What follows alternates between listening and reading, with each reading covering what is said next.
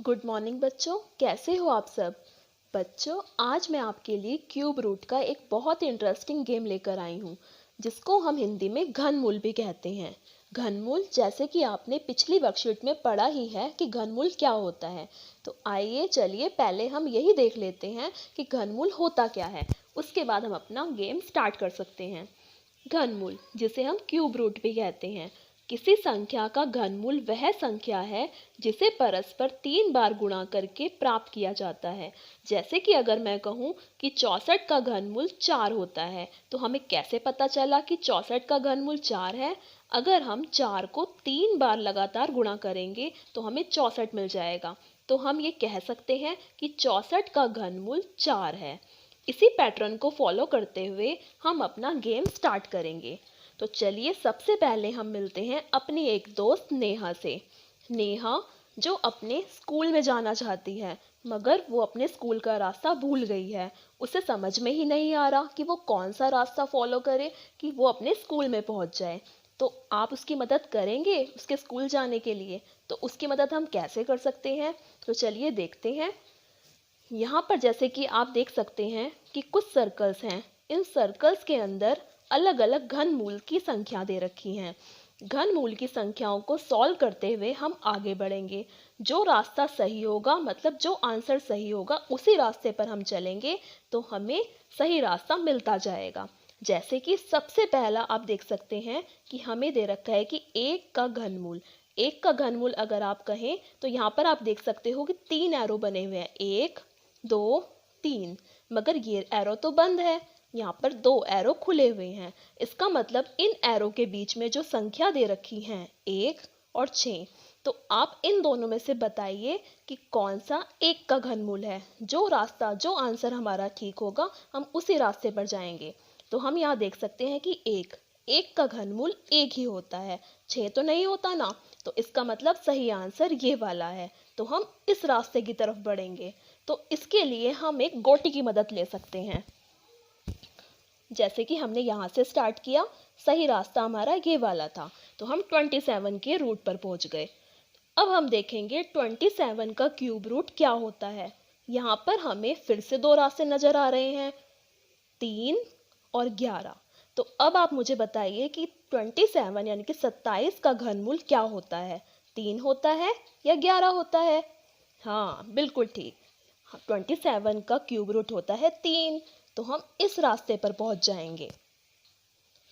अब हमें देखना है कि 125 यानी कि 125 का घनमूल क्या होता है। यहाँ पर आप जैसे कि देख सकते हैं कि फिर से हमें यहाँ पर कुछ एरोज नजर आ रहे हैं। यहाँ पर 2 एरो तो बंद है, ये 2 एरो हमारे ओपन है। तो यहाँ पर 9 और 5। तो 125 का घनमूल इन दोनों में से क्या होता है, 9 होता है या 5 होता है। बिल्कुल ठीक, हमारा होता है 5। तो यानी कि हम पहुंच गए 512 पर। अब 512 पे आप देखो कि बहुत सारे एरो नजर आ रहे हैं। यहाँ पर कौन सा वाला एरो ओपन नजर आ रहा है आपको। यहाँ पर तो हमें सिर्फ एक ही रास्ता, नहीं नहीं, 2 रास्ते नजर आ रहे हैं, एक 8 वाला और एक 3 वाला। तो आप बताओगे कि 8 512 का घनमूल है या 3 512 का घनमूल है। बिल्कुल ठीक, हमारा जो रास्ता है ये वाला है, यानी कि 8 512 का घनमूल है। अगर आपको ऐसे समझ में नहीं आता तो आप इन संख्याओं को 3 बार गुणा करके देखते जाइए, तो आपको यही आंसर मिल जाएगा। फिर आपको सही रास्ते का पता चल जाएगा। अब हम पहुंच गए 729 पर। 729 किसका घनमूल है। इस तरफ है 2, इस तरफ है 9। ये रास्ता तो बंद ही है। अब हमें 2 की तरफ जाना है कि 9 की तरफ जाना है। बिल्कुल ठीक, अब हम 9 की तरफ बढ़ेंगे, यानी कि 729 का घनमूल होता है 9। अब हम 1728 पर पहुंच गए। 1728 ये किसका घनमूल है, 10 का या 12 का। बिल्कुल ठीक, ये है 12 का घनमूल, यानी कि हम यहाँ पर पहुंच गए। अब 1331 इसका घनमूल क्या होगा, 6 होगा या 11 होगा। बिल्कुल ठीक, ये हमारा होगा 11, यानी कि हम पहुंच गए 8 पर। अब 8 के पास आप देख सकते हो यहाँ पर 1 2 3, 3 एरोज हैं। अरे यहाँ तो फिनिश भी आ गया, लेकिन 8 तो हमारा सही आंसर है ही नहीं। 8 का घनमूल तो 2 होता है। तो हम क्या करेंगे, आगे बढ़ेंगे 216 पर। 216 के लिए यहाँ पर हमें 4 और 6 दो रास्ते नजर आ रहे हैं। तो 216 का घनमूल 6 होता है या 4 होता है? 216 का घनमूल 6 होता है। तो हम आगे बढ़ेंगे। हम पहुंच गए 1000 पर। 1000 में आप देखोगे कि यहाँ पर फिर से हमें दो रास्ते मिल रहे हैं, एक 10 वाला, एक 1 वाला। तो 1000 का घनमूल आप देख सकते हो कि 10 होता है। तो हम यहाँ से आगे बढ़ेंगे 343 पर। 343 के आगे फिर से दो रास्ते नजर आते हैं, एक 5 का, एक 7 का। तो 343 का घनमूल होता है, क्या होता है? बिल्कुल ठीक, होता है हमारा 7। तो हम आगे की तरफ 7 से आगे बढ़ेंगे 2197 की तरफ। अब यहाँ पर आप फिर से दो रास्ते देख रहे हो, 13 और 15।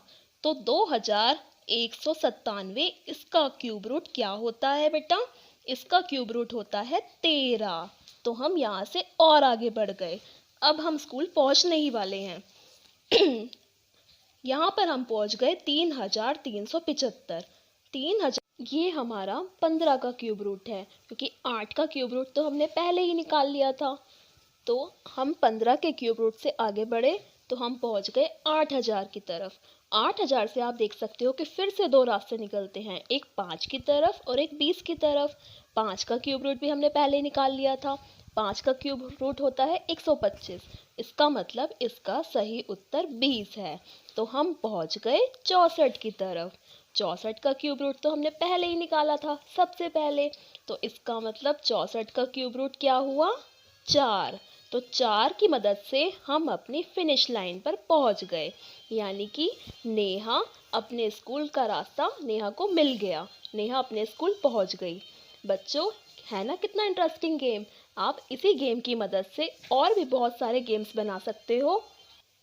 जैसे कि ये घनमूल है, तो हम स्क्वायर रूट का भी एक ऐसा गेम बना सकते हैं। तो आप सभी का हॉलीडे होमवर्क है कि आपने इसी घनमूल के गेम की तरह एक स्क्वायर रूट यानी कि वर्गमूल का भी गेम बनाना है इसी तरह से, और अपने फ्रेंड्स के साथ में शेयर करना है। ठीक है बच्चों?